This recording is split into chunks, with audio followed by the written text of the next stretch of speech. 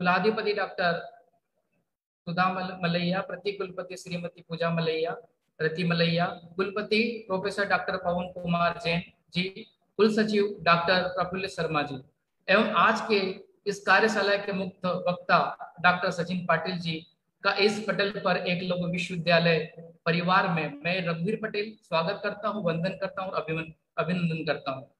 साथ ही विभिन्न संकायों के संकाय प्रमुख, विभाग अध्यक्ष, प्राध्यापक, सहायक प्राध्यापक, शोधार्थी एवं विद्यार्थियों का भी स्वागत, वंदन, अभिनंदन।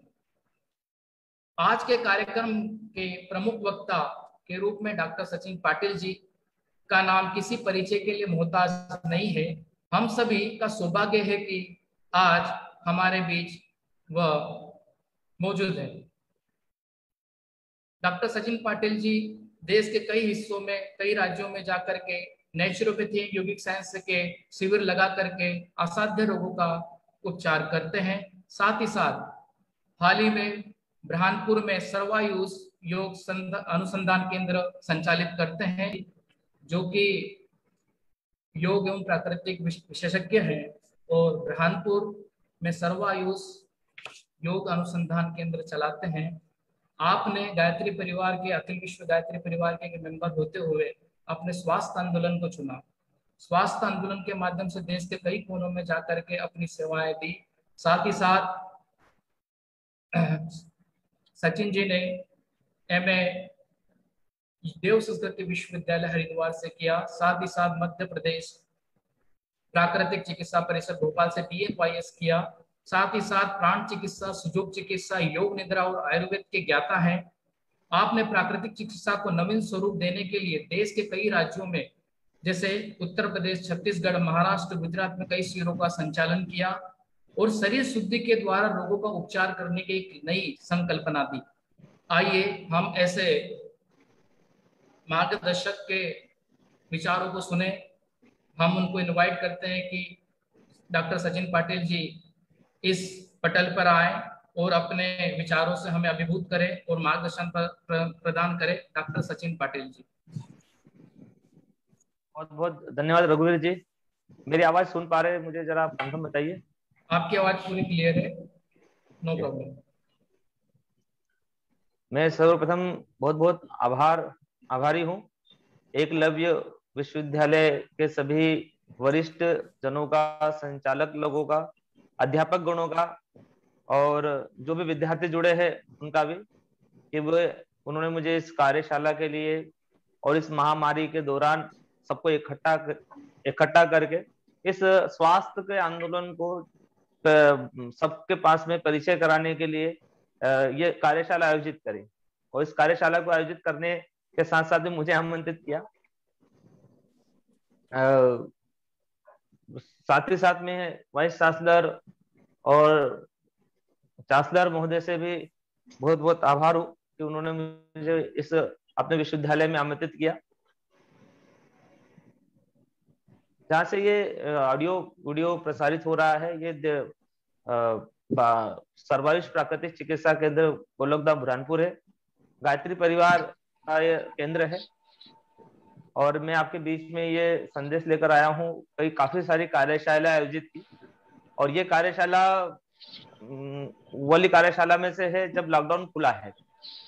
लॉकडाउन बंद हो गया था पहले, पिछले साल लॉकडाउन लगा था और अभी लॉकडाउन लगा है, तो ये बड़ी महत्वपूर्ण कार्यशाला है। मेरा निवेदन है कि जो लोग जुड़े हैं और जो लोग सुन रहे हैं वे आखिरी तक सुनते रहे और कोशिश करें कि नोट पेन अपने पास में रख ले, अन्यथा मैं PDF फाइल भेज दूंगा आपको इसके, क्योंकि अभी बहुत जागरूकता की जरूरत है। वर्तमान में ये जो 10-12 दिन का जो समय हमारा बीता और आने वाला जो समय है वो बहुत महत्वपूर्ण है। इम्यूनिटी को लेकर बहुत महत्वपूर्ण है, कोरोना को लेकर, और बहुत महत्वपूर्ण है बच्चों और विद्यार्थियों को लेकर। तो हम लोग काफी गंभीर और पॉइंट टू पॉइंट चर्चा करेंगे, क्योंकि तो बातें बहुत बड़ी बड़ी करने से कोई मतलब नहीं है। हम वो चर्चा करेंगे जो हमारे स्वास्थ्य के लिए, हमारे शरीर के लिए और बीमारी से लड़ने के लिए जरूरी है। जो को होस्ट है वो तो लोग आते जा रहे हैं, उनको आप एडमिट करते जाइए, वेटिंग में मत रखिए। तो सर्वप्रथम मैं बताना चाहूंगा कि तो कोरोना महामारी है, ऐसी महामारियां पहले भी बहुत सारी आई थी और अभी भी आई है और भविष्य में भी आएगी। और जब ये कोरोना महामारी आई है तो इसका क्या कारण है, किस तरह से शरीर पर असर करती है? ये हमारे शरीर पर असर डायरेक्ट हमारे इम्यूनिटी पावर पर असर करती है। और जो वैक्सीनेशन का जो प्रोग्राम चल रहा है वो एक तरह का आर्टिफिशियल इम्यूनिटी बढ़ाने का तरीका है। अब शरीर में आर्टिफिशियल इम्यूनिटी बढ़ाने के तौर तरीकों पर हम कभी अंदाज डालेंगे तो 130 करोड़ लोग नहीं, 600 अरब लोग हैं पूरे विश्व में। 600 अरब लोगों को वैक्सीनेशन करना कोई आसान काम नहीं है। और ये बीमारियां, अनेक तरह की बीमारियां, ये तो अभी कोरोना आया है, आने वाले समय में और भी अनेक प्रकार की इससे भी भयानक और इससे भी खतरनाक बीमारियां आएगी। क्यों? क्योंकि वातावरण में, खान पान में, रहन सहन में, हमारे लाइफस्टाइल में, हमारे उठने जागने और सोने में काफी सारे बदलाव हुए हैं। और ये बदलाव जो है प्रकृति के विरोध हुए हैं। और प्रकृति ने जब हमको बनाया है तो प्रकृति के अनुरूप बनाया हमको। नेचर ने हमको बनाया तो नेचर ने अपने वातावरण के अनुसार हमारे शरीर का, हमारे शरीर के अंगों का, हमारे शरीर में चलने वाले सिद्धांतों का निर्माण किया है। और जब इन सिद्धांतों को एक तरफ रख के हम विपरीत दिशा में जब काम करेंगे तो प्रकृति विकृति में बदलेगी। और इसी विकृति को बीमारी बोला जाता है, या फिर संक्रमित रोग बोला जाता है, या वायरल इन्फेक्शन बोला जाता है। ये वायरल इन्फेक्शन हमारे शरीर में तकलीफ भी दे सकते हैं, हमारी जान भी ले सकते हैं और बहुत संक्रमित भी कर सकते हैं दूसरे लोगों को। तो ये जो इसको जो लड़ने की जो क्षमता होती है, वो लड़ने की क्षमता का नाम ही रोग प्रतिरोधक क्षमता है, या इम्यूनिटी पावर बोल दीजिए उसे। अब ये इम्यूनिटी पावर कोई दवाइयों से या औषधियों से या कोई ऐसा कोई जादुई चमत्कार नहीं है कि ये हम कुछ करेंगे और ऑटोमेटिक हो जाएगी। ये प्राकृतिक रूप से हमारे शरीर के अंदर मौजूद होती है। और जहां जहां हम प्रकृति के सानिध्य में रहेंगे, प्रकृति के चीजों का उपयोग करेंगे, प्राकृतिक संसाधनों का उपयोग करेंगे, प्राकृतिक सिद्धांतों का उपयोग करेंगे, तो ये प्रकृति हमें बहुत साथ देगी। और बहुत ही निष्काम भाव से, बहुत ही बिना भेदभाव करे ये प्रकृति हमारा सहयोग करती है। आप देखेंगे कि प्रकृति के अंदर बहुत सारे जीव जंतु रहते हैं, है ना। हमारे अलावा भी, मनुष्य के अलावा भी काफी सारे जीव जंतु रहते हैं। और ये जीव जंतु स्वस्थ है, तंदुरुस्त है। इन्हें ना कोई डायबिटीज है, ना कोई इन्फेक्शन डिजीज फैलती है, ना इनको कैंसर होता है, ना इन्हें किसी प्रकार की कोई बीमारियां होती है। और जो बीमारियां कभी आप सुनने समझने में भी आती होगी तो ये मनुष्य जिनको पालता है, पशुओं को, उनको होती है। बाकी जो जंगल में रहते हैं, जो मनुष्य से अनटच है, मतलब दूर, और दूर से देख के हमको भग जाते हैं, ऐसे जानवरों को आप देखेंगे कि उनके जीवन का अध्ययन करेंगे, वाइल्ड लाइफ का, जब वाइल्ड लाइफ एनिमल्स का जो अध्ययन करेंगे आप, तो आप पाएंगे कि वहां पर बीमारियां का नामो निशान नहीं है, है ना।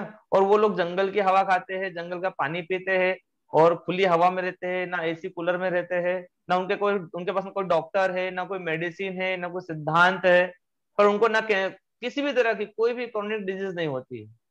पर हमारे पास तो सब संसाधन है।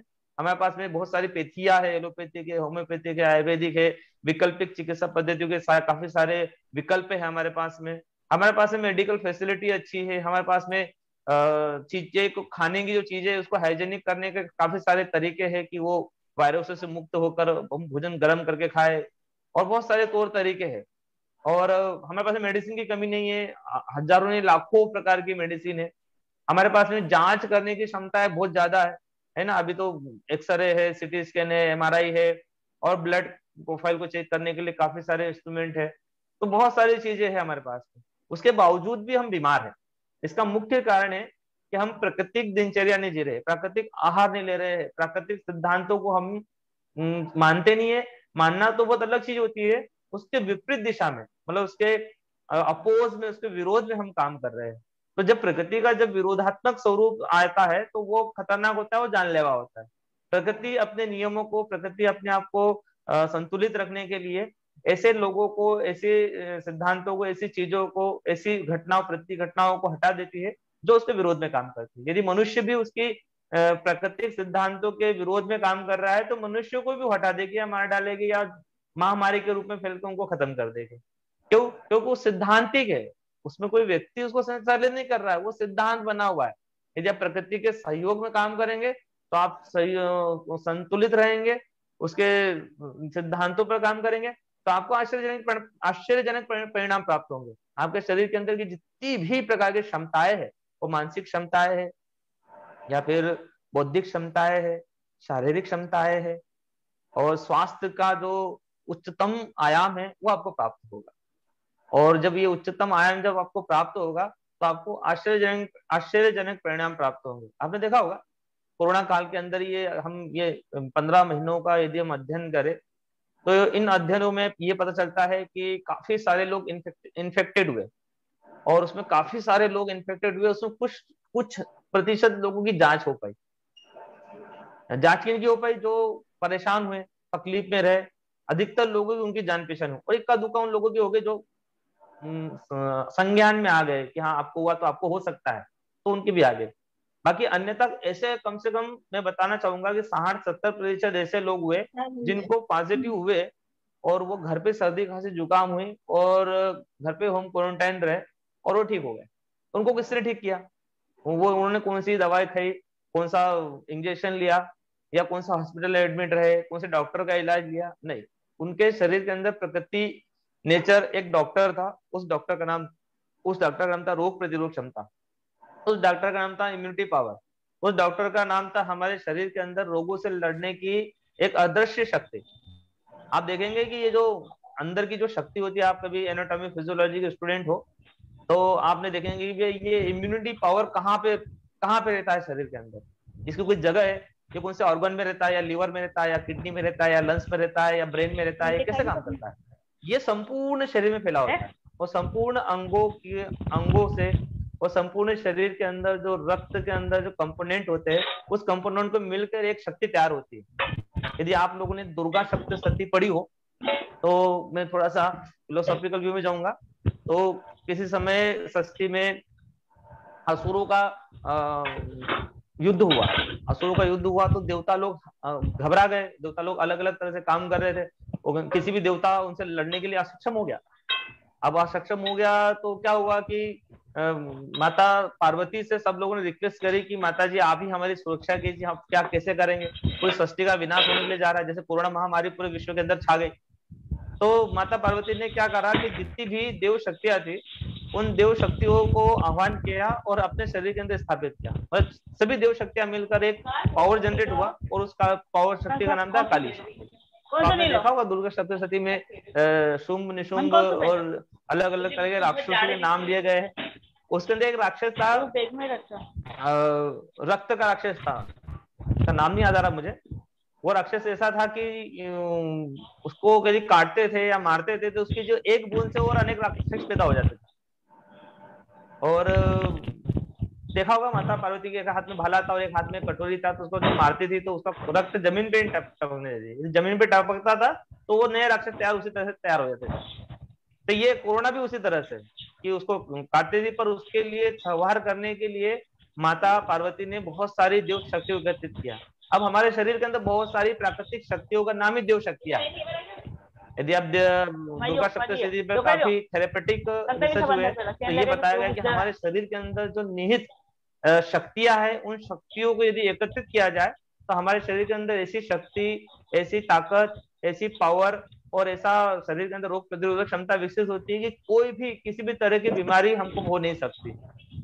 और मैं आप सभी से निवेदन करना चाहूंगा कि जो मैं आगे बताने जा रहा हूँ ये अपने शरीर के अंदर एक ही इलाज है। देखो वैक्सीन भी आपको लगेगी, उसके बावजूद भी सावधानियां कहीं बताई जा रही है कि सावधानी रखो, तो कहीं ना कहीं पर वैक्सीन भी पूरी तरह से अभी हमको ये बताने के लिए तैयार नहीं कि आप कोरोना से बच पाएंगे।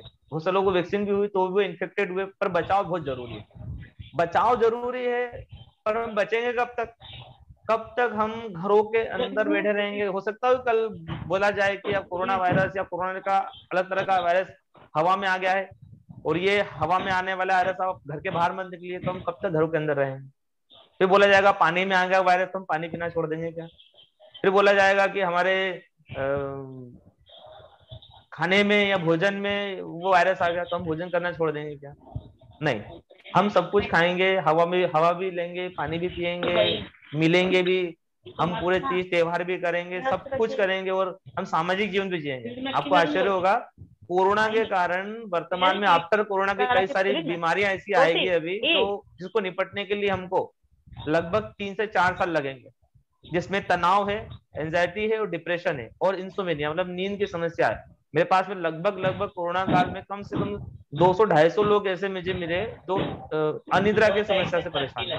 200-250 लोग मुझे एंजाइटी और स्ट्रेस के कारण बीमार हो गए। ऐसे लोगों को आने वाले समय में जब ये छोटा सा मेरे पास में समूह जुड़ा हुआ है पूरे विश्व का और देश का, छोटा सा बिल्कुल एकदम बिल्कुल छोटा सा, तो उसमें इतनी सारी समस्या है तो पूरे देश भर में कितनी सारी समस्याएं होगी।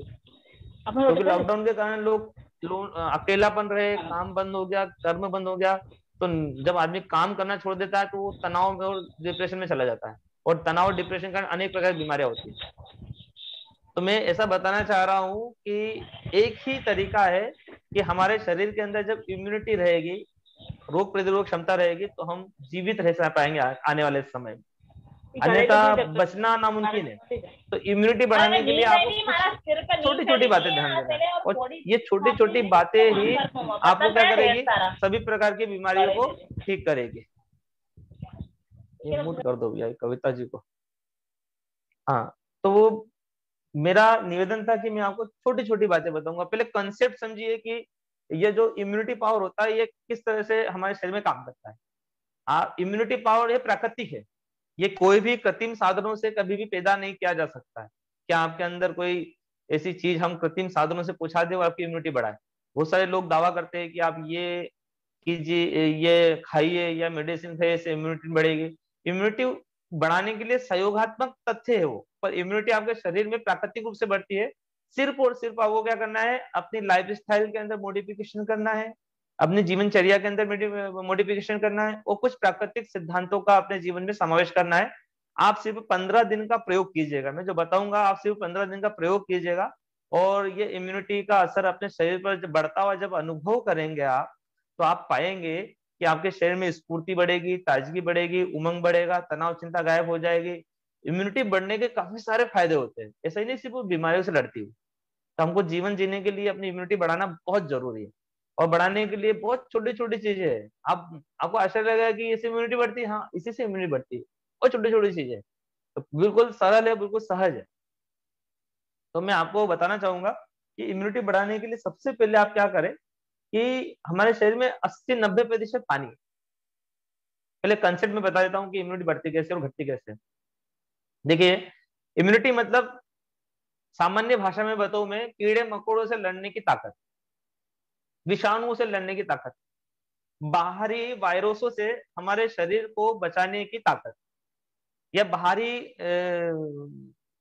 जीवाणुओं से, जिसको वायरस बोल दीजिए, वायरल बोल दीजिए, उनसे बचाने की जो अंदर की ताकत होती है वो ताकत को बोलते हैं इम्यूनिटी पावर, है ना। यदि आपके शरीर के अंदर पानी से, हवा से या त्वचा से कोई शरीर में अंदर इन्फेक्शन मतलब कोई वायरस अटैक करता है तो वो अंदर कुछ ऐसे सिस्टम है जो उससे लड़कर उसको ठीक कर देते हैं। जैसे हमारे भारत को या हमारे देश को चारों तरफ से बीएसएफ के जवानों ने कवर करके रखा है। मतलब समुद्री सीमाओं पर कुछ जवान बैठे हैं, कुछ ग्लेशियर वाले इलाके में बैठे हैं, कुछ रेगिस्तान वाले इलाके में बैठे, कुछ सूखे इलाकों में बैठे। मैं चारों पूरे भारत को चारों तरफ से बॉर्डर को बीएसएफ के जवान संभाल के बैठे हैं कि इसके अंदर कोई भी प्रवेश करे दुश्मन तो उसको मारना है। उसी तरह से हमारे शरीर के अंदर एक ऐसा सिस्टम काम करता है कि बाहर से यदि कोई दुश्मन, हमारा कोई वायरस जो हमारे शरीर के लिए नुकसान करने वाला वायरस है, तो उसको शरीर के अंदर खत्म करना है, अंदर घुस जाए या बाहर अंदर ही नहीं आने देना है, उसको बोलते हैं इम्यूनिटी पावर। अब होता क्या है कि ये इम्यूनिटी पावर कब डिस्टर्ब होता है, कब कम होता है, मैं कम होने की चीजें बता रहा हूँ आपको। अब जैसे बीएसएफ के हमारे जवान है, इनको बोल दिया जाए भैया तुम क्या करो, आराम करो, इधर से इधर नेपाल बॉर्डर पे तो आप जाओ मत, वहां पे तो कोई मतलब ही नहीं, आप आराम करो, सोया करो, कुछ काम मत करो और हम अपना काम कर लेंगे। फिर बोला जाए कि इनको बिल्कुल आराम करने पूछा दिया, जब युद्ध होगा, जब घुसेंगे तब जाना नहीं। इनको सचेत रखना पड़ता है, इनको बार बार ट्रेनिंग देना पड़ती है। आपको पता होगा बीएसएफ के जवानों के पास में कई बार ऐसे ट्रेनिंग दी जाती है कि एकदम से अटैक करते हैं, आर्टिफिशियल अटैक होता है वो, और जवानों को एकदम सचेत किया जाता है ताकि वो सतर्क रहे, वो जागरूक रहे। अब हमारे शरीर के अंदर प्रकृति अटैक करती है, नेचुरल, है ना। नेचुरल कैसे अटैक होता है, जैसे ऋतु परिवर्तन होते हैं, जब सीजन बदलते हैं, मौसम बदलते हैं, तो हमको सर्दी, खांसी, जुकाम, वायरल और दस्त लगते हैं। तो दस्त और लूज मोशन क्या करते हैं कि ये इम्यूनिटी पावर को बढ़ाने का काम करते हैं। है ना। और इसके साथ में दूसरा काम ये होता है कि जब ये अटैक होते हैं तो उसके साथ में क्या होती है, शरीर की सफाई होती है। जैसे हमको सर्दी खांसी जुकाम होती है सीजन चेंज होने पर, जैसे अभी होगी, अभी जैसे गर्मी गई और ठंड चालू हो गई, और ठंड गई और गर्मी चालू हो गई, तो अंदर का जो कफ रहता है वो निकल के बाहर निकलता है छाती में से, है ना। और छाती में जब कफ बाहर निकलता है तो गंदा गंदा सा कफ बलगम निकलता है, गले से भी निकलता है और नाक से भी निकलता है, गंदा पिलपिला सा सूखा सा कफ निकलता है। यदि 3-4 दिन तक कोई दवाई नहीं ले जाए तो बहुत अच्छे से कफ बाहर निकल जाता है। पर हम लोग क्या करते हैं, इसको आर्टिफिशियल दवाई देते हैं बाहर से और उसको कफ को सुखा देते हैं। तो अंदर जो शक्ति बाहर निकाल रही थी इन गंदे तत्वों को, तो हमने क्या कर दिया, रोक दिया। तो अंदर की इम्यूनिटी पावर ने काम करना बंद कर दिया वहां पे, क्योंकि वहां पर दवाई का उपयोग हो गया। उसी तरह से हमको जब बुखार आता है तो प्राकृतिक रूप से शरीर के अंदर फीवर आने देना चाहिए। और ये फीवर जब आता है तो शरीर की इम्यूनिटी एकदम तेज गति के साथ में बढ़ जाती है शरीर के अंदर, तो उससे लड़ती है। तो 4-5 दिन तक तो हमको बुखार से किसी भी तरह की कोई आर्टिफिशियल मेडिसिन नहीं देना चाहिए, शरीर को उससे लड़ने देना चाहिए। जब ये लड़ना सीख जाएगा शरीर, तो बाहर से किसी से कोई मेडिसिन देना की जरूरत नहीं पड़ेगी। पर हम पहले दिन ही दवाई खाना चालू करते थे, और दवाई से बीमारी को ठीक करते, अंदर की इम्यूनिटी पावर से शरीर को ठीक नहीं करते। तो वहां पर इम्यूनिटी हमारी काम करना बंद कर दी, तो वो अंदर का सिस्टम जो है, बायोलॉजिकल सिस्टम है, वो काम ही नहीं कर रहा है, इम्यूनिटी काम ही नहीं कर रही है। फिर एक चीज क्या होती है, और हमारे शरीर के अंदर जब टॉक्सिन्स बढ़ जाते हैं, जब गंदगी बढ़ जाती है, जब हमारे शरीर में बहुत सारा विजातीय द्रव्य इकट्ठा हो जाता है, तो ये इम्यूनिटी वहां बहुत कमजोर हो जाती है। कैंसर उन लोगों को होता है जिनके हाथों के अंदर मल भरा पड़ा हुआ है। अस्थमा उनको होता है जिनको शरीर के अंदर बहुत सारा कफ जमा होता है। और इन्हीं लोगों को वायरल अटैक बहुत जल्दी होता है, डायबिटीज वालों को, अस्थमा वालों को, और जिनको कब्ज गैस एसिडिटी रहती है, शरीर में गंदगी रहती है, वहीं पे एक अच्छे प्राकृतिक चिकित्सक है हमारे भोपाल के KL रंगवानी जी, वो अच्छा बताते हैं प्राकृतिक चिकित्सा में कि जहां पर पीड़ा है वहां पे कीड़ा है। और कीड़ा कहाँ पे है, जहां पर गंदगी है। आपने देखा होगा कि जहां पर गंदगी होती है वहां पर मक्खी मच्छर और कीड़े जीव जीवाणु तैयार होते हैं, फंगस लगती है। घर में ही हम किचन में देख ले, यदि हम कोई वहां साफ सफाई नहीं रखे तो छोटे छोटे कोने की तरफ फंगस क्रिएट हो जाएंगे। हम रोज साफ सफाई करते रहेंगे, उस जगह को साफ सफाई रखेंगे, तो वहां पर वायरल इन्फेक्शन या कीटाणु का, विषाणु का, फंगस का इन्फेक्शन नहीं होगा। उसी तरह से शरीर के अंदर भी यदि हम गंदगी रखेंगे, तो शरीर के अंदर गंदगी कभी रखेंगे तो शरीर के अंदर इम्यूनिटी घटना ही है और वायरसों का अटैक होना ही है। जब शरीर के अंदर बहुत सारे मल के अंदर, रक्त के अंदर ऐसे जीवाणु तैयार हो जाते हैं जो उनके समकक्ष रहते हैं, तो अपने मित्रों को बाहर से बुलाते ही बुलाते नहीं, इन्विटेशन देंगे ही देंगे। जब इन गंदगी को हम बाहर निकालते रहेंगे, तो इस गंदगी के साथ में जो अंदर पनपने वाले विषाणु भी है वो भी बाहर निकालते रहेंगे, तो हमारे शरीर के अंदर कभी भी किसी भी तरह का कोई भी वायरल अटैक नहीं होगा। अब मैं आपको आगे बताने जा रहा हूं कि शरीर के अंदर की गंदगी कहाँ कहाँ होती है। आपकी गंदगी रहती है छाती में, रहती है कफ के रूप में, गंदगी रहती है पेट में मल के रूप में, कब्ज के रूप में, आपकी गंदगी रहती है रक्त में, विभिन्न प्रकार के जो रक्त विकार होते हैं उस स्वरूप में होती है। और यही गंदगी किडनी को इन्फेक्टेड करती है, लंग्स को इन्फेक्टेड करती है। हार्ट के अंदर जो हार्ट की जो रक्त वाहिका होती है वहां पर ब्लॉकेजेस पैदा होते हैं। तो पूरे शरीर के अंदर यदि हम गंदगी को बाहर निकालते हैं तो आपके शरीर में लाइटनेस भी फील आएगी और इम्यूनिटी ऑटोमेटिक बढ़ेगी। अब आपको ऐसे क्या करना है कि किस तरह से हम अपने शरीर की इम्यूनिटी बढ़ा सकते हैं, बस कुछ नहीं करना है, आपको साफ सफाई करना है। आप अपने शरीर की साफ सफाई कीजिए। नहीं भैया हम तो रोज नहाते हैं, डेटॉल के साबुन से नहाते हैं और अच्छे वाले साबुन से नहाते हैं, हमारे घर में बहुत अच्छा सैनिटाइजर रखा है, हमने अच्छी क्वालिटी वाला सैनिटाइजर रखा है, हम तो N95 का मास्क लगाते हैं, बहुत साफ सफाई रहते हमको कोई बीमारी नहीं होगी। अब बड़ी आश्चर्य की बात है, जिन घरों के अंदर जिन्होंने बहुत पैसा कमाया, बड़े बड़े बंगले बनाए, साफ सफाई के लिए कर्मचारी करके रख रखे, रोज धुले हुए कपड़े पहनते हैं, रोज धुली हुई बेडशीट पे सोते हैं, वो लोग इस वायरल इन्फेक्शन से ज्यादा परेशान है। वो आजू बाजू के वातावरण को तो साफ सफाई कर लेते हैं, पर जो अंदर की गंदगी है उसको बहुत गंदा करते हैं। वो खाते पिज्जा खाते हैं, बाहर की चीजें खाते हैं, और बेसमय खाते हैं, बेसमय उठते हैं, बेसमय खाते पीते हैं। और जितनी भी आर्टिफिशियल चीजें हैं, महंगी महंगी चीजें जो बड़े बड़े रेस्टोरेंट पे मिलती है, बड़ी बड़ी कंपनियां, फूड कंपनियां बनाती है, वो लोग वो खा रहे हैं। और उससे क्या हो रहा है, शरीर के अंदर गंदगी इकट्ठी हो रही है, और उसी से शरीर के अंदर गंदगी इकट्ठी होने से वायरल इम्यूनिटी घट रही है, और ये छोटे मोटे वायरल इन्फेक्शन भी होते हैं, और बड़ी बड़ी जो बीमारियां महामारी के रूप में आई भी कोरोना, वो उनको ज्यादा हो रही है। आपने देखा होगा जो जो प्राकृतिक जीवन जीते हैं, भले से मजबूरी में जी रहे होंगे, गरीब लोग जो पसीने धूप में 10-12 घंटे काम करते हैं, पसीना बहाते हैं, खूब पानी पीते हैं, प्राकृतिक हवा में सोते हैं, पंखा रहा तो रहा, नहीं रहा तो रहा, बढ़िया नींद से सोते हैं, पूरी नींद सोते हैं, है ना, और जो खाते हैं पूरा पचाते हैं। ये सिंपल सा कंसेप्ट है। शरीर के अंदर गंदगी रहेगी नहीं तो शरीर के अंदर इन्फेक्शन होगा ही नहीं, और इन्फेक्शन नहीं होगा तो इम्यूनिटी आपकी बढ़ी हुई है। अब मैं आपको छोटे छोटे से नियम बता रहा हूँ, छोटे छोटे सिद्धांत बता रहा हूँ, उनको आप कीजिएगा। सबसे पहले आप क्या कीजिए कि शरीर की गंदगी को बाहर निकालने के लिए खूब पानी पीजिए। शरीर में लगभग 75 से 80% पानी होता है, और सबसे बड़ी दिक्कत उन लोगों की है जिनकी इम्यूनिटी घटी है, तो वो पानी कम पीते हैं। तो लगभग लगभग 2.5 से 3 लीटर पानी हमको रोज पीना चाहिए।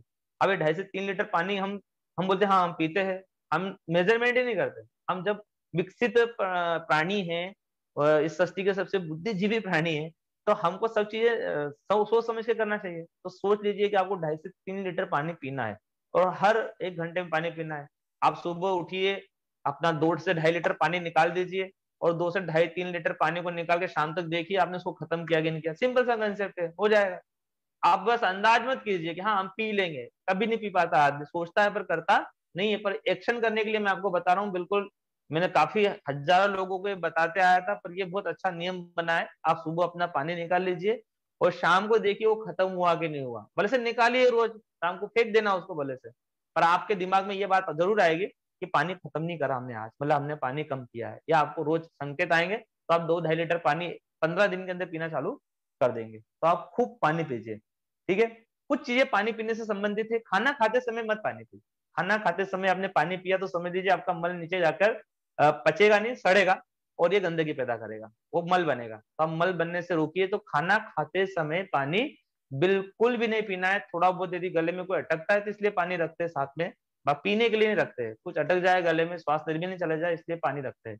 तो ना खाना खाते समय, ना खाना खाने के पहले, ना खाना खाने के बाद में आपको पानी पीना है। लगभग 45 मिनट पहले या 45 मिनट बाद में आपको पानी पीना है, और खाना खाने के 45 मिनट पहले तक और 45 मिनट बाद तक आपको खूब सारा पानी नहीं पीना है। आधा घूट, आधा गिलास पानी पी सकते, इससे ज्यादा पानी पीना आपको नहीं है। दूसरा एक चीज बता रहा हूँ, जब पानी आप खूब पिएंगे तो शरीर में मल का मूत्र का निष्कासन बहुत होगा, कम से कम 6-7 बार मूत्र होगा आपको। तो यदि आपका मूत्र का निष्कासन निकलते समय देखिए जरूर, जब भी मूत्र आप त्यागे तो अपने मूत्र का दर्शन जरूर कीजिए, देखिए कैसी है वो, उसकी जांच कीजिए, आप सेल्फ जांच कीजिए। यदि पीली पेशाब हो रही है तो आपके शरीर के अंदर इम्यूनिटी घटी हुई है। यदि सफेद पेशाब हो रही है तो आपकी इम्यूनिटी बढ़ी हुई अवस्था की तरफ जा रहे हैं आप। सिंपल सा जांच है ये। तो ये मूत्र खूब निकलेगा आपका। नहीं निकला है तो और पानी बढ़ा दीजिए, पानी की इनटेक की आपकी क्षमता ज्यादा है, जब तक सफेद पेशाब नहीं होने लगे तब तक आपको रोज पानी पीना है, खूब सारा पानी पीना, और एक तय कर लीजिए इतना पानी पीना है। दूसरा, आप जब पानी पिएंगे तो पानी तो मूत्र के साथ में निकलना ही चाहिए, और पसीने के साथ में निकलना चाहिए। लोगों को महीने हो जाते हैं खूब पसीना निकले, आपके एक एक रोम कूप से पसीना निकलना चाहिए। मतलब चेहरे से तो निकलता ही है, छाती से, पीठ से, पैरों से, आपके बगल से, हाथ पैरों में, इवन आपके हथेलियों में, हथेलियों के पंजों में जिसका पसीना निकल गया, तो समझ लीजिए कि वो व्यक्ति ने अपने शरीर के अंदर रोग प्रतिरोधक क्षमता को विकसित कर लिया। शरीर में विटामिन का काफी महत्व होता है, तो मैं बताऊंगा आगे भी। पर धूप स्नान से आपको एक विटामिन मिलेगा जो विटामिन डी है, और जो इम्यूनिटी का बहुत बड़ा फैक्टर है। आप आश्चर्य करेंगे, यूरोप के लोग इस फैक्टर को बहुत ज्यादा महत्व देते हैं।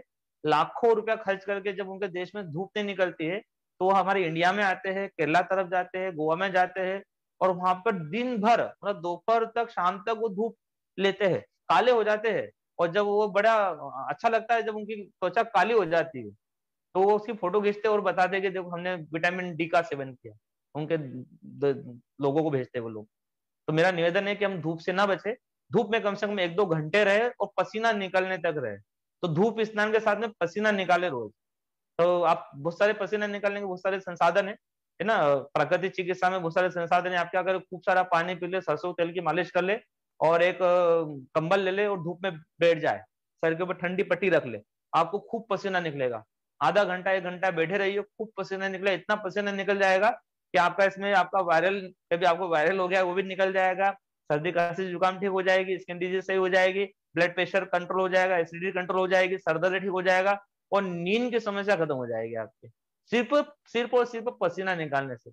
पसीना आप खूब निकालिए, हफ्ते में कम से कम 2 से 3 बार पसीना निकालना आपको बहुत जरूरी है।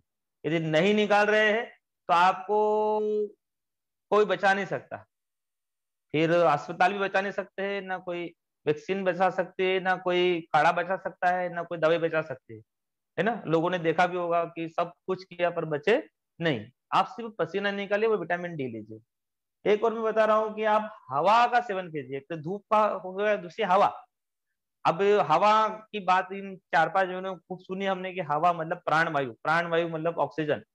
तो प्राणवायु हवा के साथ में और एक बहुत सारी चीजें होती है जो सूक्ष्म रूप से है, जो योग विज्ञान में, प्रकृति में बहुत सारी चीजें, जिसको बोलते हैं नेचुरल हीलिंग।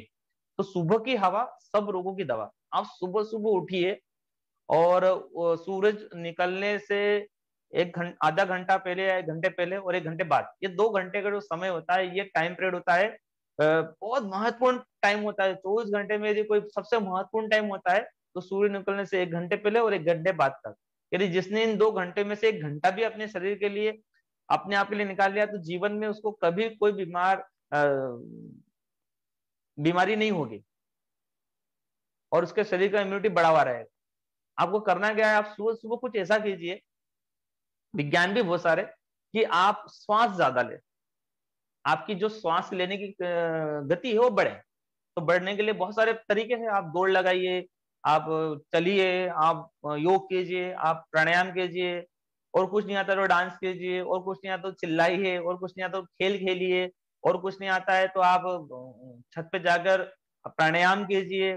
बहुत सारे तौर तरीके। पर सुबह हवा आप ऐसा कीजिए कि समझ लूटना है आपको। आप समझ लो कि आपको स्वास्थ्य को लूटना है सुबह सुबह। दोपहर में नहीं मिलेगी हवा आपको, दोपहर में पॉल्यूटेड हवा मिलेगी, प्राणवायु से मिलेगी। आप देखते होंगे सुबह सुबह कैसे करते हैं पंछी लोग सोच सकते हैं उनको क्या काम है सुबह सुबह, वो क्यों निकलते हैं आकाश में उड़ते हैं। एक पंछी 10 से 15 किलोमीटर उड़ता है। पक्षी के अंदर वो ज्ञान है। आप गधे घोड़े और कुत्ते बिल्लियों को भी देखेंगे तो वो भी सुबह सुबह मस्ती करते हैं, चहचहाते हैं, अपने नाचते हैं और कूदते हैं, दौड़ते हैं। मनुष्य एक ऐसा प्राणी है जो बिस्तर में पड़ा रहता है और बोलेगा कि हम स्वस्थ हो जाएंगे, हम कोरोना से लड़ लेंगे। कैसे कोरोना से लड़ लेंगे आप? कोरोना से लड़ने के लिए सुबह उठिए और हवा का सेवन कीजिए। मैं आपको आश्चर्यजनक परिणाम दूंगा कि आप भले से प्राणायाम कीजिए, जोर जोर से भस्त्रिका प्राणायाम कर लीजिए, अनुलोम विलोम प्राणायाम कर लीजिए, कपालभाति कर लीजिए। छोटी छोटी चीजें पर बड़ी महत्वपूर्ण चीजें है ना। दूसरा है, आप भोजन में एल्कलाइन डाइट का सिस्टम समझ लीजिए। लगभग 80% का नियम है हालांकि, पर यदि आप एल्कलाइन डाइट है ना, एल्कलाइन डाइट मतलब अपक्व आहार, जो पालक की पत्ती के बीच में जो पानी होता है, रस होता है, जो लिक्विड होता है, मैं उसकी बात कर रहा हूँ। लौकी के अंदर जो लिक्विड होता है मैं उसकी बात कर रहा हूँ। टमाटर के अंदर जो लिक्विड होता है मैं उसकी बात कर रहा हूँ। और हर वनस्पति वो जिसके अंदर आप जिसका रस निकाल कर पी सकते हैं, बिना उबाले, बिना गर्म किए, वो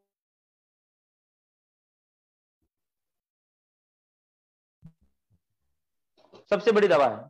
तो आपको एकदम आश्चर्यजनक परिणाम प्राप्त होंगे। आप क्या कीजिए कि सुबह 15 दिन का प्रयोग कीजिए, 1 महीने का प्रयोग कीजिए। आप सुबह उठिए और जो भी आपके पास में हरी वनस्पतियां है, ज्वारे का रस है, ज्वारे की पत्तियां है, आम के पत्ते हैं, जामुन के पत्ते हैं, जिनको आप खा सकते हैं, वो लौकी पालक सब्जी भी हो सकती है। तो आप क्या कीजिए, उसका रस निकालिए, उसमें थोड़ा सा अदरक मिला दो, थोड़ा सा नींबू मिला दो, थोड़ा सा काला नमक मिला दो, सेंधा नमक मिला दो। और सेंधा नमक, काला नमक जब मिलाएंगे आप और इसको आप जब पिएंगे तो आपको ऐसे परिणाम प्राप्त होंगे कि आपके शरीर के अंदर जो विटामिन की कमी हो रही है और विटामिन की कमी के कारण जो इम्यूनिटी घटती है वो बढ़ जाएगी। कुछ नहीं खाना है। देखो जितने जीव जंतु है, सिंपल सा, बहुत, मैं कोई बहुत सैद्धांतिक बात नहीं बोल रहा हूँ, प्रकृति के सिद्धांत बहुत सरल है। जितने भी जीव जंतु है ना, वो क्या खाते हैं? वो घास खाते हैं, हरी पत्तियां खाते हैं, चारा खाते हैं। आप देखिए उनके अंदर कितना रक्त बहता है और इतना अच्छा दूध देते हैं हमको। उनकी हड्डियां इतनी मजबूत रहती है कि कुंटलों से उनके ऊपर, उनकी हड्डियों को वजन रखकर हम बढ़िया उनके ऊपर सवारी भी करते हैं और हमारे से 10 गुना ज्यादा वजन रखकर उन पर चलते भी है ना। तो उनकी ना कमर में गैप आता है, ना सर्वाइकल स्पॉन्डिलाइटिस होता है, ना लंबर पेन होता है उनको, ना आपने देखा कोई गाय बैल या हाथी के अंदर कोई ऐसा जोड़ों में घुटने दुखने लग गए उनके, इतना वजन ढोते हैं। वो सिर्फ क्या करते हैं, एल्कलाइन डाइट लेते हैं, पका हुआ अनाज नहीं खाते। पका हुआ खाए तो 15 दिन में बीमार पड़ जाएंगे, हमारे जैसे दाल चावल सब्जी रोटी जो हम खा रहे हो उससे बीमार पड़ जाएंगे। तो मेरा निवेदन है कि आप कच्चा आहार खूब खाइए। तो कच्चे आहार में क्या क्या ले सकते हैं? कच्चे आहार में सबसे पहला चीज बताई मैंने कि लौकी पालक टमाटर अदरक तुलसी, जिन जिन भी पत्तियों को आप इकट्ठा कर पानी उसका रस निकाल सकते हो, उसको मिक्सर में जूस कर लो, कपड़े से छान लो और पी जाओ। पहली डाइट बता दी। और क्या खा सकते हैं कच्चे के रूप में? फल, जितने भी प्राकृतिक ऋतु फल आते हैं आप खूब खाइए उनको, जो सस्ता मिले वो खाइए। प्रकृति में बेर आए तो बेर खाओ, जामुन आए तो जामुन खाओ। जामुन कितने अच्छे निकल रहे, बहुत जामुन आ रहे। तो हमारे आश्रम में कम से 5-6 पेड़ है, हम रोज कम से कम पाव भर जामुन खा रहे हैं अभी, है ना। आम आते तो आम खाओ, तरबूज आते तरबूज खाओ, फिर खरबूज आते खरबूज खाओ, है ना। प्रकृति संतरा खाओ, एप्पल खाओ। रोज अपने जीवन में कम से कम एक व्यक्ति को आधा किलो फल, पाव भर से लेकर आधा किलो फल रोज खाना चाहिए। हम तो कभी कभी खाते हैं आजकल। आजकल पहले गिफ्ट में लोग फलों की टोकरी देते थे, वो परंपरा खत्म हो गई। आजकल लोग मिठाइयां दे रहे, वो भी नकली मावे की बनी मिठाइयां, आर्टिफिशियल मिठाइयां, वो बीमारियां पैदा कर रही है।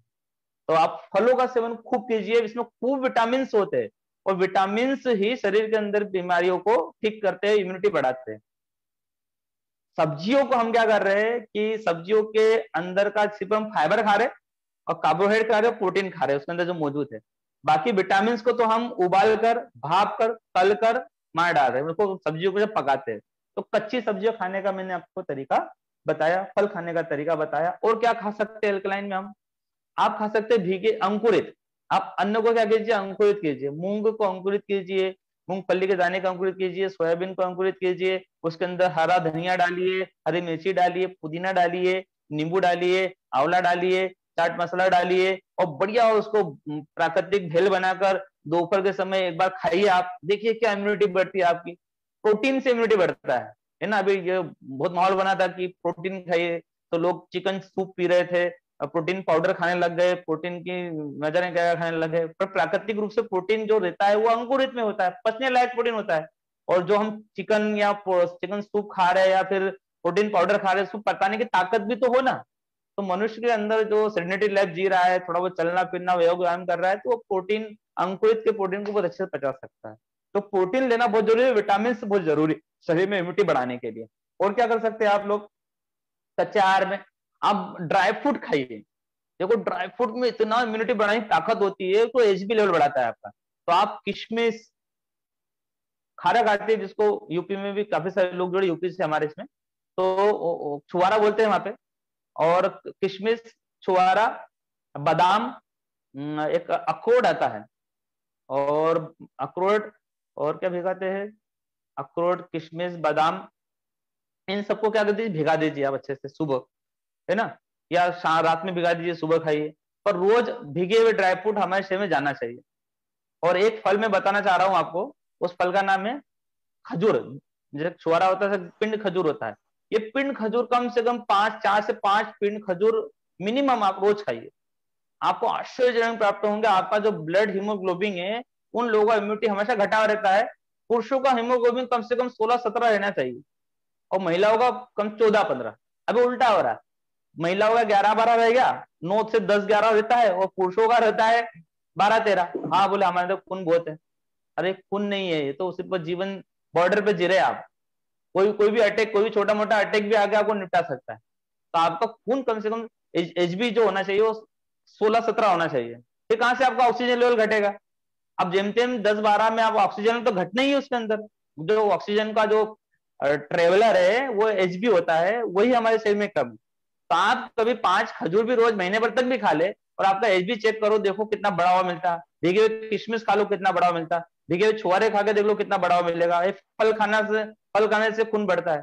अब वो दाल चावल सब्जी पराठा खाकर सोचे कि खून बढ़ेगा, कोई खून नहीं बढ़ता, उसके अंदर वजन बढ़ता है बस। और वजन बढ़ा हुआ आदमी तो बहुत मोटा तरह से दिखता है, और बोलते कि हाँ बहुत हेल्दी है। हेल्दी नहीं है, उससे लड़ाई करा दो, किसी से दौड़ा लो, वो उससे शरीर में कोई ताकत और शक्ति नहीं है। और इम्यूनिटी तो है ही नहीं, बीमारियां तुरंत पकड़ लेती है, दवाइयां खा खा के जीवन चला रहे। तो मेरा निवेदन है कि आप ये जरूर खाइए।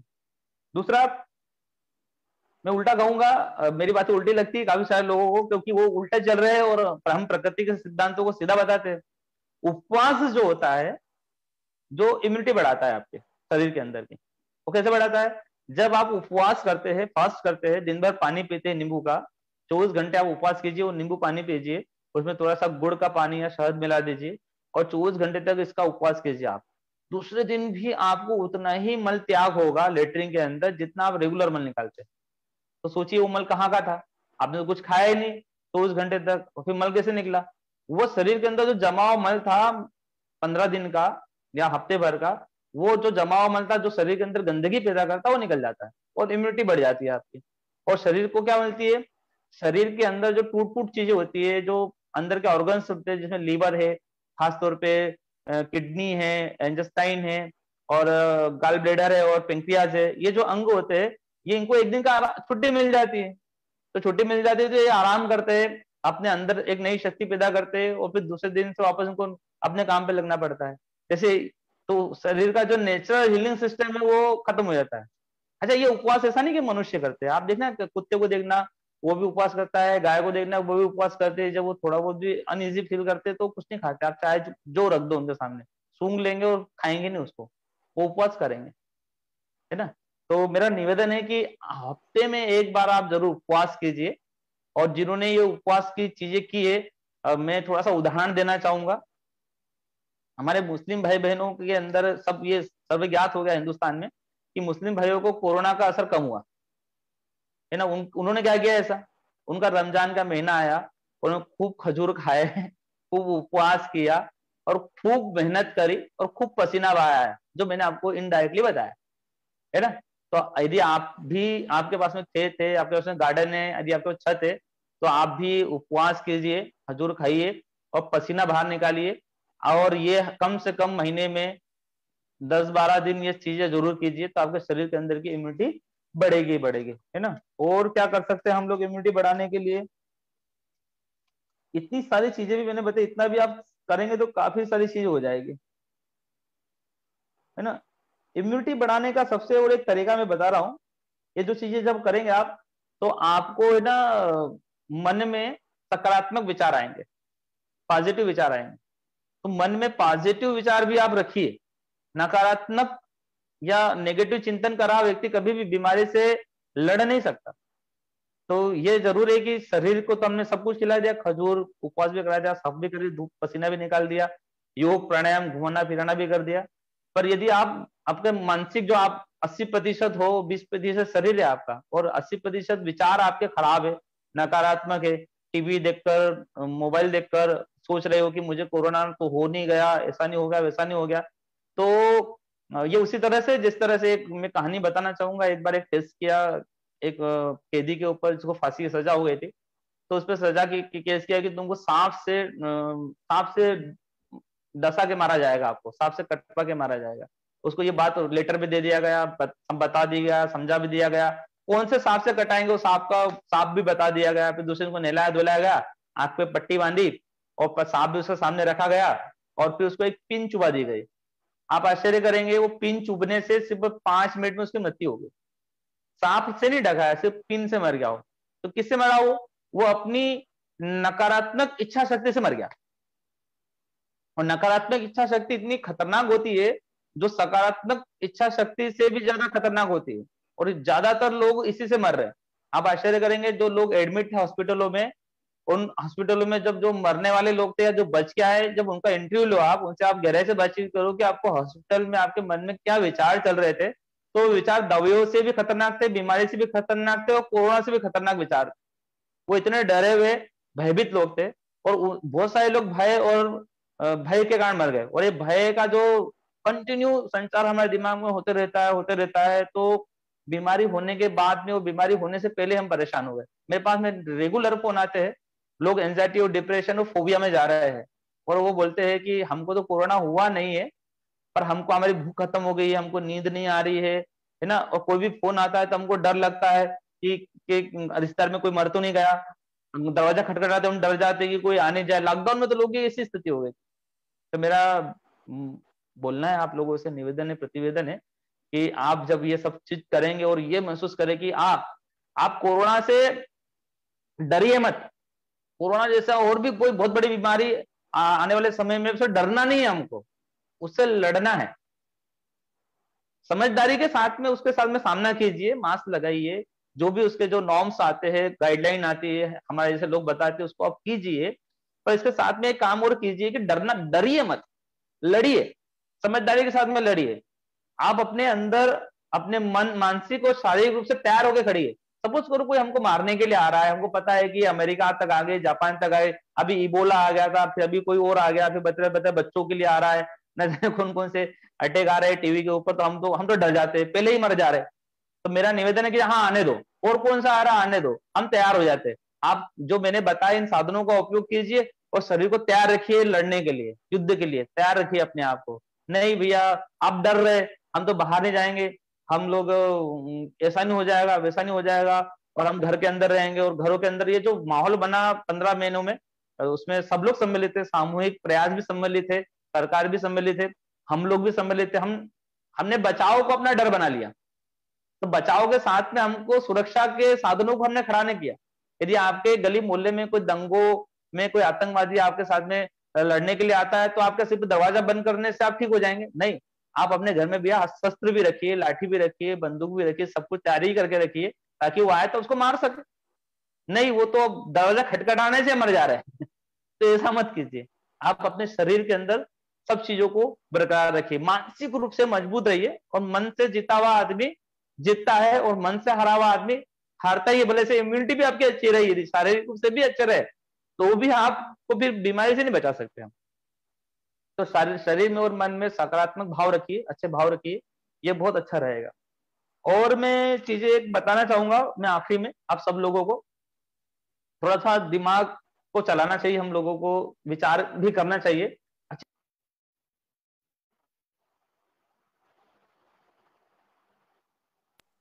मेरा ऐसा निवेदन था, आवाज आ रही है? हाँ, मेरा ऐसा निवेदन था कि अध्ययन ये करने का बोल रहा हूं मैं आपको कि विगत पिछला लॉकडाउन जब लगा था मार्च में, तो फुल लॉकडाउन था, कर्फ्यू लग गया था, हम लोगों ने जीत हासिल की थी, पूरे विश्व में हमारा नाम हुआ था कि नहीं, भारत ने बहुत अच्छा कंट्रोल किया है, ऐसा हुआ वैसा हुआ, और हम बहुत अच्छे से अपने आप की कॉलर पकड़ के बोल रहे थे कि हमने बहुत अच्छा काम किया। तो बहुत अच्छा काम किया था हम लोगों ने। फिर जैसे ही 2-4 महीने खुला माहौल, तो हम लोगों ने फिर बिल्कुल छूट गए। विवाह समारोह में 1000-1000 2-2000 लोगों को बुला रहे, हम लोग भी बिना मास्क के घूमने चालू कर दिया, हम लोगों ने सब कुछ खाना पीना चालू कर दिया, गले मिलना चालू कर दिए, सब कुछ जो बराबर कर दिया। फिर कोरोना की जो चेन वापस संक्रमित हुई, तो वापस ये लॉकडाउन लगाने की स्थिति बन गई। अभी हम लोगों ने वापस महीने 1.5 महीने का लॉकडाउन लगाकर इस कोरोना की चेन को तोड़ा है ना। सरकार ने अरबों रुपए का घाटा किया है, हम लोगों ने भी व्यक्तिगत रूप से घाटा किया, आपने भी अपना व्यापार धंधा बंद करके घर में बैठे रहे, और शारीरिक और मानसिक हानि और आर्थिक हानि सब कुछ झेली, और तब जाके नॉर्मल स्थिति आई है। अब इस नॉर्मल स्थिति को वापस बिगड़ने का काम हम लोग करेंगे, और फिर वापस 2-3 महीने वैसे करेंगे, तो देश कहीं का कहीं चला जाएगा, और हम लोग भी शारीरिक और मानसिक रूप से परेशान हो जाएंगे। तो मेरा निवेदन है कि अभी देखो, अभी लोगों ने सैनिटाइजर का उपयोग करना बंद कर दिया, मास्क का उपयोग करना कम से कम कर दिया, हाथ धोना बंद कर दिया, है ना। और जब लॉकडाउन लगा रहता है, जब मिलते जुलते नहीं है, तो हम घर के अंदर भी हाथ धोते रहते हैं, सैनिटाइजर का उपयोग करते रहते हैं। और अब जब माहौल खुल गया है, ऐसी स्थिति में भी हमको ज्यादा जरूरत है, सुरक्षा के जो नॉर्म्स बने हुए हैं, उन नॉर्म्स को सिस्टमेटिक और अधिकाधिक करने की जरूरत है। तो जो लोग सामूहिक रूप से कहीं पे जाते हैं, तो कोशिश कीजिए कि आप 6-7 मीटर की दूरी बना के रखो, हाथ मिलाओ मत, और कुछ कुछ चीजें मैं बता रहा हूँ, उन चीजों का आप जरूर पालन करें। नाक में आप कहीं भी जाए, तो नाक में आप घी डाल ले, गाय का, सरसों का तेल डाल के निकले, तो आपको नाक के अंदर से जो प्रवेश करेगा, तो ये वहीं पे खत्म हो जाएगा, सबसे पहला ये ठीक हो जाएगा। तीसरा, एक प्राण सुधा आती है ना, जिसके अंदर प्राण सुधा या सुगधा या अमृत धारा मिलती है। कपूर, अजवाइन का सत्व और पिपरमिंट, तीनों को मिला देंगे, ऐसा लिक्विड बनता है, छोटा सा लिक्विड मेरे पास में है यहाँ पे, मैं आपको बताना चाहूंगा। ये ऐसी हमारे यहाँ बनी हुई है। तो ये जो औषधि है, इसको आप बना सकते हैं घर पे, और ये सैनिटाइजर का उपयोग करते हैं। तो इस औषधि को क्या करिए, जब भी आपको सर्दी खांसी जुकाम हो या फीलिंग आ रही है, तो दवा तो आपकी जाती है अंदर पेट में, पर इन्फेक्शन हुआ है गले में, तो आप क्या कीजिए कि इसको गले में डाल लीजिए, इस तरह से 1-2 बूंद डाल लीजिए, आपके छाती तक इसका असर होगा पूरा, और पूरे गले में इन्फेक्शन को खत्म कर देगी। ये इतनी अच्छी औषधि है। गले में आप क्या करिए कि गर्म पानी में डालिए और आधे गिलास को पी जाइए, तो उसको ठीक कर देगी। नाक में घी डाल के निकलिए, मास्क लगा के निकलिए, है ना। और हल्दी, सेंधा नमक को उबालिए और उसका सुबह शाम जब भी घर में आओ उसका पानी का गरारा कीजिए। दिन में 3-4 बार गले और नाक को साफ कीजिए। और एक होती है जल नेति क्रिया। अभी हमारे एकलव्य विश्वविद्यालय में भी जल नेति की हमारे काफी सारे बच्चे ट्रेनिंग ले रहे होंगे, और जो भी नेचुरोपैथी सेंटर है, योग सेंटर है, योग चिकित्सक है, उन सब जल नीति सीख जाइए। और वो जल नीति कीजिए, जैसे ब्रश धोते वैसे नाक को साफ कीजिए। तो ये छोटी छोटी चीजें आप जरूर उपयोग कीजिए, तो इससे आप कोरोना से बच भी पाएंगे, कोरोना से लड़ भी पाएंगे, और कोरोना से जीत भी पाएंगे, और आने वाली कोरोना जैसी अनेक प्रकार की समस्याओं जीत पाएंगे। तो ये जो बातें मैंने बताई ये सब करने लायक है। और मैं अपना रघुवीर जी को, या फिर आप मेरा नंबर लिख सकते हैं, नंबर नोट कर लीजिए आप लोग, और इसमें आप मुझे मैसेज कीजिए, तो मैं आपको एक इसकी पीडीएफ फाइल भी भेज दूंगा। और जगह जगह पर नेचुरोपैथी के कैंप लगते हैं, यहाँ भी हमारे यहाँ पे हम कैंप लगाते हैं बॉडी को डिटॉक्सिफाइड करने का, जो हम पसीना निकालते हैं, मल मूत्र को साफ करते हैं, किडनी साफ करते हैं, शंख प्रक्षालन, वमन, कुंजल, आहार चिकित्सा, योग चिकित्सा, साइकोथेरेपी, योग निद्रा, काफी सारी थेरेपी कराते हैं यहाँ पे। तो यहाँ भी आप शिविर करने के लिए आ सकते हो। और जहां भी आपको लगता है कि प्राकृतिक चिकित्सा वो अच्छे से करा सकते हैं, कोई योग चिकित्सक से आप चिकित्सा लो, 5 दिन का एक डिटॉक्सिफिकेशन का कैंप जरूर करें आप। तो मेरा नंबर लिख लीजिए, आप मोबाइल निकाल लीजिए, 9617080114। तो ये मेरा नंबर है, आप इसको लिख सकते हो, और मैं यहाँ पे नंबर डाल भी दे रहा हूँ अपना, आप वहां से भी नोट कर सकते हो, 9617080114। चैट बॉक्स में मैंने नंबर डाल दिया है, तो आप वहां से भी अपना ये नंबर ले सकते हो मेरा, ठीक है। जिनको अभी क्वेश्चन पूछना हो तो वो क्वेश्चन पूछ सकते हैं, कुछ चीज समझ में नहीं आई हो तो रघुवीर जी को बोलूंगा कि जो लोग हाथ रेंज करे, तो जो वही क्वेश्चन पूछिएगा जो इस वर्कशॉप में हुए हैं, है ना, और अपने से संबंधित पूछिएगा, अपने रिश्तेदारों से संबंधित पूछिएगा, ठीक है। और जिनको कुछ चाहिए तो मेरे व्हाट्सएप पर आप पर्सनल रूप से पूछिएगा, पर जो शिविर में जो मैंने अभी बताया उन्हीं से संबंधित क्वेश्चन पूछिएगा। पूछिए आप क्वेश्चन, तो मैं जवाब देता हूँ आपको। सर मेरा एक क्वेश्चन था सर, मेरा एक क्वेश्चन था सर। जी सर बताइए। सर मेरा जो बाह्य कुंभक है और अंतर कुंभक, योग में जो हम कुंभक करते हैं, तो इसमें ज्यादा कारगर कौन सा है, किसका प्रयोग करना चाहिए डेली? बाह्य कुंभक तो बहुत सिद्धि की अवस्था के बाद में हो पाता है। आप क्या कीजिए कि अंतः कुंभक का अभ्यास अधिक कीजिए। अंतः कुंभक में भी आप जितनी देर तक लेते हो पूरा, हाँ टाइमिंग का ध्यान रखिए, आप जितनी देर सांस लेते हो, पूरक लेते हो, मैं सांस खींचते हो, उसको गिनिए, काउंट कीजिए, और फिर उतनी देर रोकिए, और फिर उतनी देर में ही बाहर करना है। पूरक, कुंभक और रेचक ये बराबर मात्रा में होना चाहिए, ठीक है। तो सर मान लीजिए कि अंतः कुंभक का जो हमारा टाइमिंग है वो अधिक है, तो उसका कोई साइड इफेक्ट तो नहीं है? नहीं, कोई साइड इफेक्ट नहीं। आवाज नहीं आ रही। मान लीजिए हम 1.5 मिनट रोक लेते हैं, तो साइड इफेक्ट तो नहीं है? कोई साइड इफेक्ट नहीं है, पर क्या कीजिए कि आप 1.5 मिनट तक रोकते हैं तो 1.5 मिनट तक छोड़ने की क्षमता भी होनी चाहिए आपकी, ठीक है, और 1.5 मिनट तक लेने की क्षमता भी होनी चाहिए। नहीं सर, लेने का नहीं है टाइमिंग, लेने का है आधा मिनट, छोड़ने का आधा मिनट, और रोकने का 1.5 मिनट। ठीक है, पर तीनों को बराबर कीजिए, आप तीनों को बराबर कीजिए आप, है ना। और फिर धीरे से बढ़ाइए उसको, फिर दुगना कीजिए, लेने का फिर उसको दुगना कीजिए, 1:1 का रेशो रखिए, ठीक है। मतलब लेना और छोड़ना तो बराबर रखिए, रोकने को आप चाहिए जितना बढ़ा सकते हैं। हाँ, लेने छोड़ने का तो बराबर, रोकने के लिए कोई, हाँ तो बस रोकने का आप दुगना कीजिए, तिगुना कीजिए, 4 गुना कीजिए, बहुत अच्छा है, कोई साइड इफेक्ट नहीं उसका। हाँ तो बस अब फायदा है।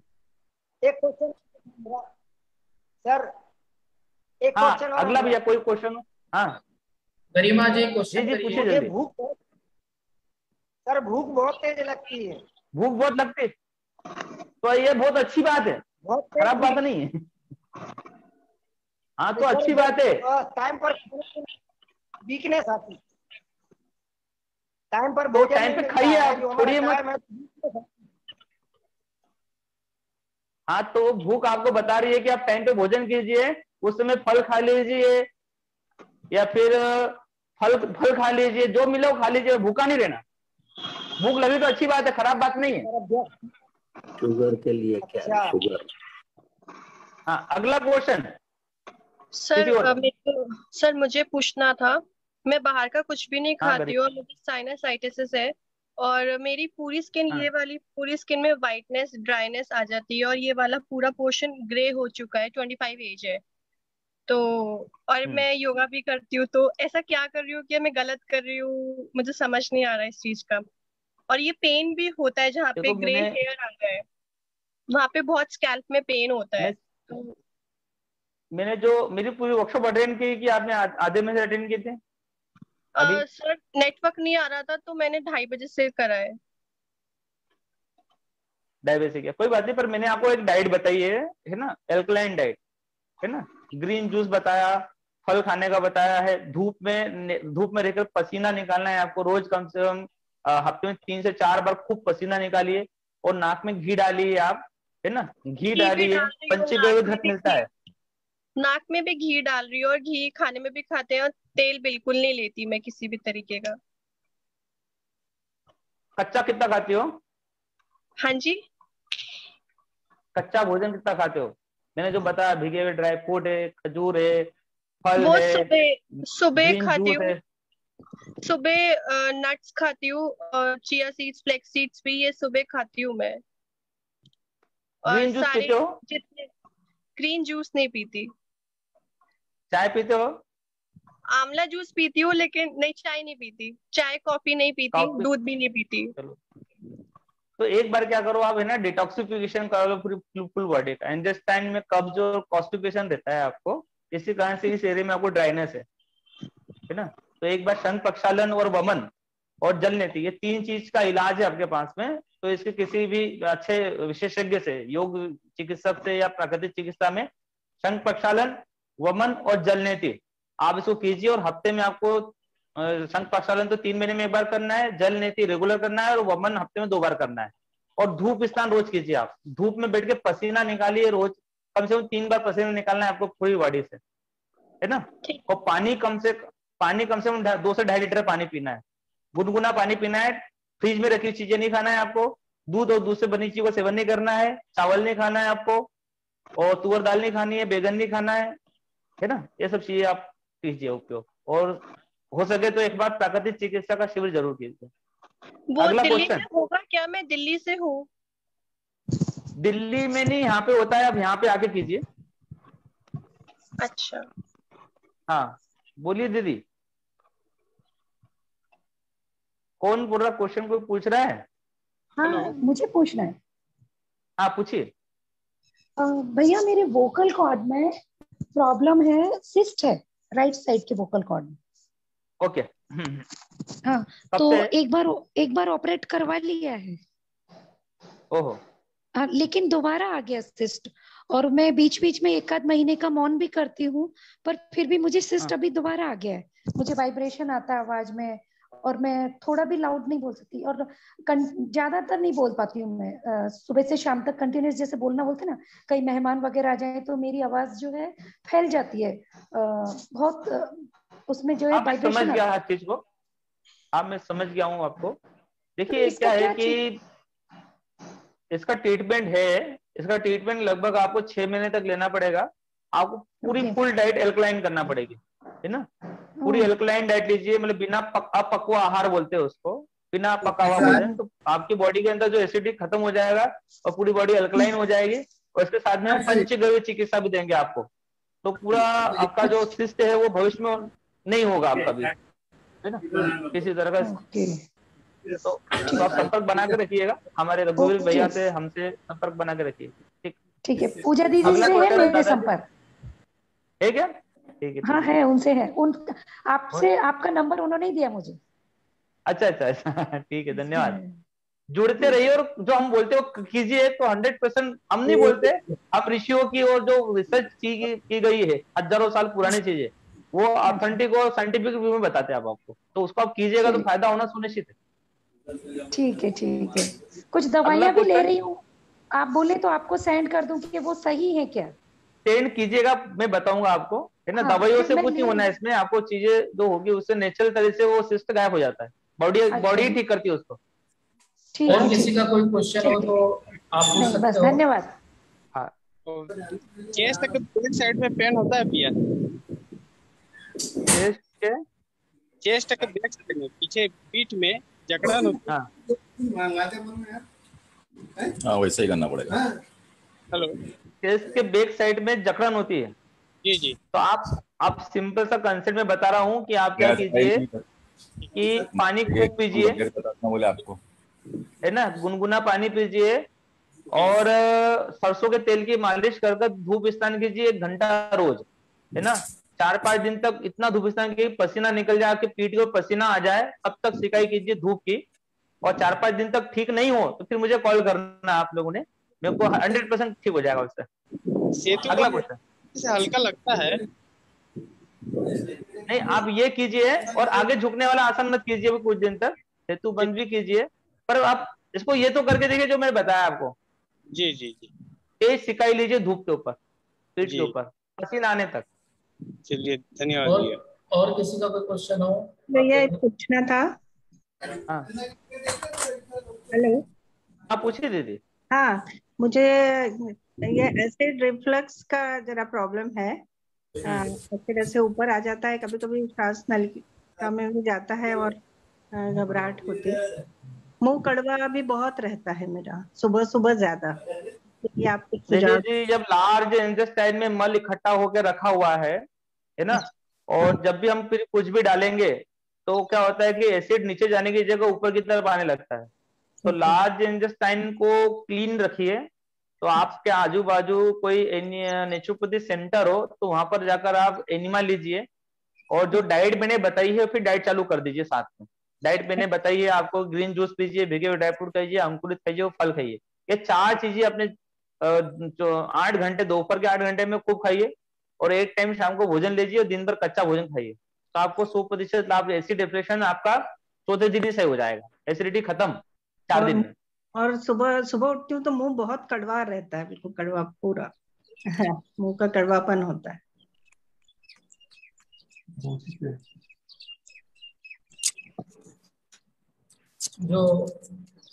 जो आपको ट्रीटमेंट बताया गया है, जिस प्रकार से आप तो चाय बंद कर दीजिए, काफी बंद कर दीजिए, तुअर दाल बंद कर दीजिए, सबसे पहले तो दूध और दूध से बनी चीज बंद कर दीजिए, है ना। ओके, धन्यवाद। और किसी का कोई क्वेश्चन हो? मेरे भी लेफ्ट हैंड में बहुत पेन होता है, बहुत ज्यादा, और रात को इतना ज्यादा हो जाता है कि फिर सो नहीं पाती हूँ उसमें। कमर में दर्द है? नहीं, लेफ्ट हैंड पूरा एकदम है ना, और कोहनी तक में पेन होता है बहुत ज्यादा। कहाँ पे रहते हैं आप दीदी? दिल्ली में।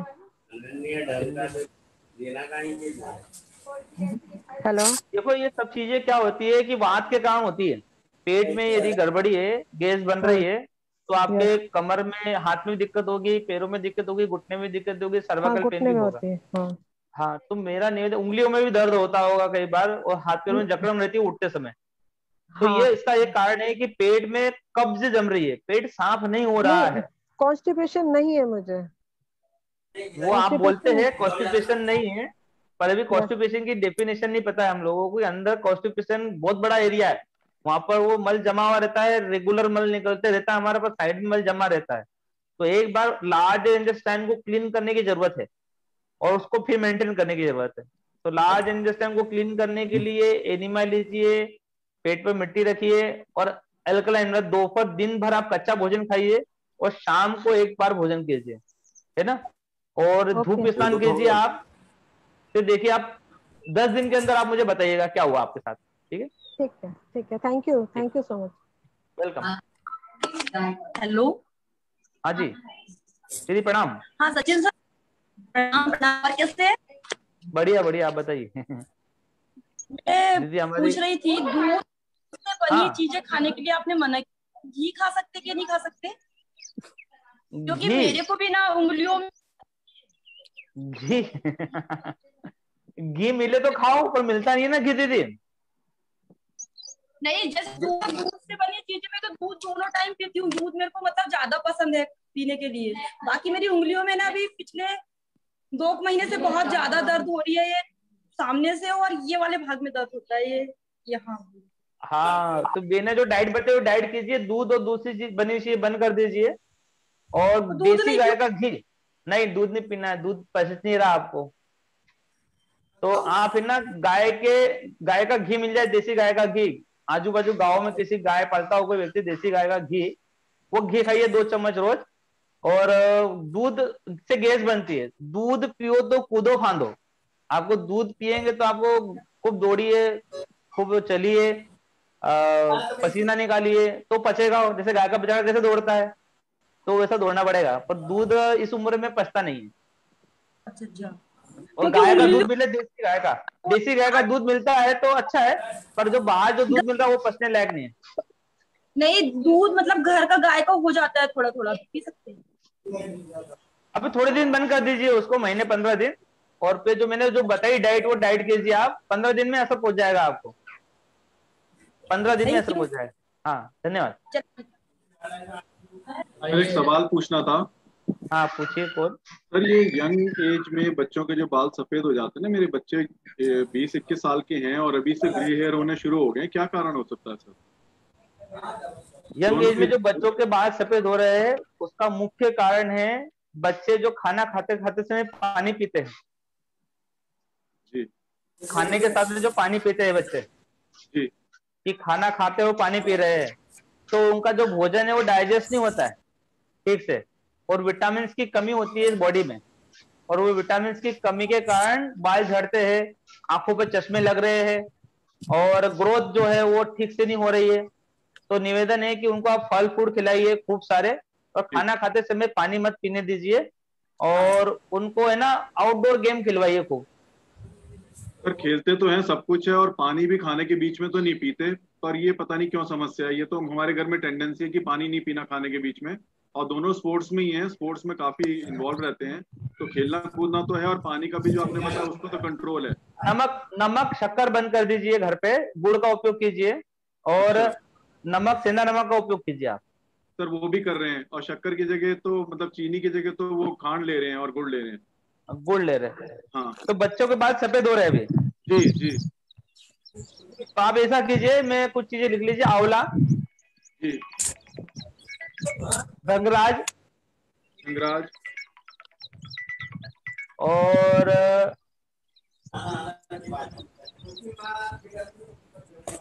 सप्तामृत लो। अच्छी सर, सप्तामृत लो। हाँ, ये आंवला और क्या बताया मैंने, आंवला और गंगराज 200 ग्राम, और सप्तामृत 10 ग्राम। इनको आप सुबह शाम दीजिए पानी के साथ में, तो बाल झड़ना बंद हो जाएंगे। ये चूरन बना के करना, कैसे करना सर? मिक्स करके चूर्ण मिलेगा, इनको मिक्स कर लेना। अच्छा सर, ये तीसरी वाले आइटम का फिर से नाम बता दीजिए। सप्तामृत क्या है? सप्तामृत लो। सप्तामृत लो। अच्छा, सप्तामृत लो जी। ये सर मिल जाएगा ना यहाँ पे? मिल जाएगा इजीली, कोई भी पंसारी की दुकान में मिल जाएगा, पाउडर फॉर्मेट में लेना आपने। अच्छा, इनको तीनों को मिला के, और लेना कैसे है सर? ये लेना कैसे है? सुबह शाम पानी के साथ में, खाली पेट पानी के साथ में लेना है। 1-1 चम्मच? 1-1 चम्मच। ठीक है सर, धन्यवाद सर, धन्यवाद। ठीक है, अब मुझे लगता है सभी के क्वेश्चन हो गए। हाँ, ये दूध तो मैं भी मॉर्निंग में लेती हूँ, तो मेरा भी तो रीजन यही तो नहीं है, मुझे भी दूध छोड़ना पड़ेगा क्या? जी दीदी, दूध पियो तो कूदो बांधो, तो कूदने बांधे पीजिए तो मत पियो। आप क्या कीजिए, फलों का फल खाइए, देखिए ड्राई फ्रूट खाओ, वो डाइजेस्टेबल रहते हैं। ठीक है, जी, थैंक यू। जी। जिनका क्वेश्चन हो गया है वो अपने माइक को म्यूट कर लें।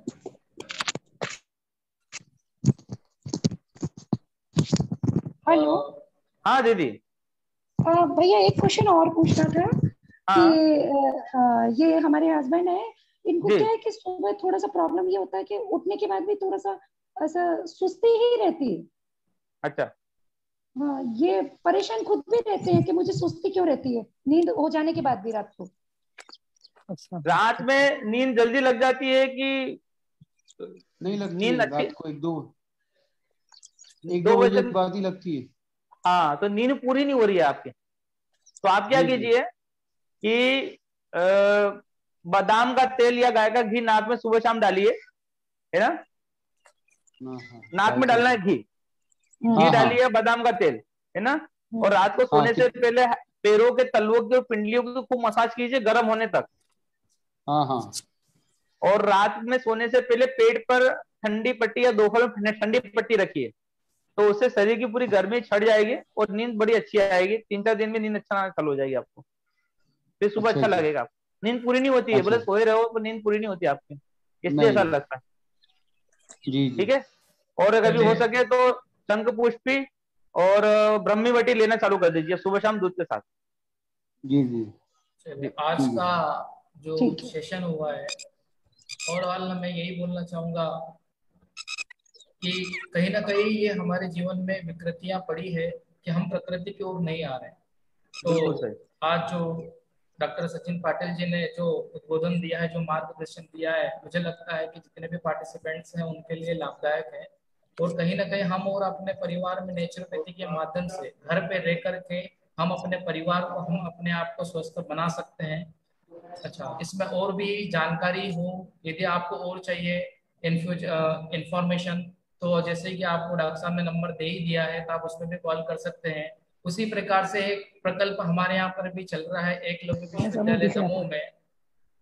यहाँ पर भी नेचुरोपैथी और एक्यूप्रेशर, प्राणिक हीलिंग, सुजोग थेरेपी और ध्यान और मेडिटेशन की अनवरत कक्षाएं चलती है बुरहानपुर में। और यहाँ से कोर्सेज भी अवेलेबल है। तो आइए कार्यक्रम की इस अगली कड़ी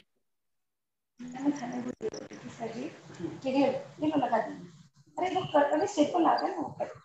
मैं ये बोली थी पीछे दीदी है, बट तेईस में जाओगे वो भी कब रात में।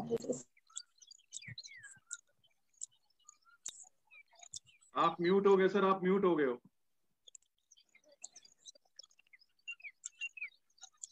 आप भी म्यूट हो। आप रघुवीर जी आप म्यूट हो गए हैं। यस यस, हाँ बोलिए, आ रही है आवाज? जी जी आ रही है, बोलिए। हाँ ठीक। हाँ, आज मैं आभार व्यक्त करने के लिए बीएड विभाग के डॉक्टर एचएन तिवारी जी से निवेदन करता हूँ कि वो आए और इस कार्यक्रम का आभार व्यक्त करें। बहुत बहुत धन्यवाद रघुवीर जी। सर्वप्रथम मैं एकलव्य विश्वविद्यालय की कुलाधिपति डॉक्टर सुधा मलैया मैम को धन्यवाद ज्ञापित करता हूँ कि ऐसे गहन विषय पर वेब संगोष्ठी कराने का उन्होंने सहमति प्रदान की। मैं आभारी हूँ कुलाधिपति श्रीमती पूजा मलैया मैम, साथ ही श्रीमती रति मलैया मैम का, जिन्होंने ऐसे विषय को लेकर के सहमति जताई और साथ साथ संपूर्ण रूपरेखा निर्माण करने में अपनी भूमिका अदा की। मैं धन्यवाद ज्ञापित करता हूं एकलव्य विश्वविद्यालय के कुलपति प्रोफेसर डॉक्टर पवन कुमार जैन जी का, जिन्होंने अपना अमूल्य समय निकाल करके हमें आशीर्वचन प्रदान किया। और मूल रूप से मैं आभारी हूं आज के मुख्य वक्ता डॉक्टर सचिन पाटिल जी का, जिन्होंने इतने गहन विषय पर अपने विचार रखकर और इतने सूक्ष्माति सूक्ष्म ढंग से, इतने सरल तरीके से बातों को रख करके उसको व्यवहारिक जीवन में कैसे लागू किया जाए, एक एक उदाहरण दे करके इतने सरल तरीके से रखा जो एक जन सामान्य तक उनके विचार को पहुंचाया जा सकता है। मैं बहुत ही कृतकृत्य हूँ, पूरा एकलव्य विश्वविद्यालय परिवार उनका आभारी है और बहुत बहुत धन्यवाद। और मूल रूप से पाटिल जी ने जो अपनी बात रखी है, योग और मूलतः जो प्राकृतिक चिकित्सा है उसमें खान पान को लेकर के, आचार विचार को लेकर के एक एक बातें उनकी अति महत्वपूर्ण हैं।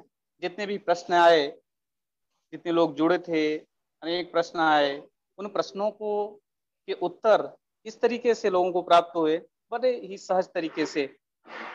और मैं आभारी हूँ संयोजक रघुवीर जी पटेल जी का, जो कि योग विभाग से हैं। उन्होंने बड़े ही सहज तरीके से इतने बड़े आयोजन को पूर्णता प्रदान की। साथ ही मैं आभारी हूं इस वेब संगोष्ठी के जो टेक्निकल टीम है, इसमें डॉक्टर निधि एसाटी मैम हैं और भी जो लोग हैं, उन सभी के प्रति आभार व्यक्त करता हूं।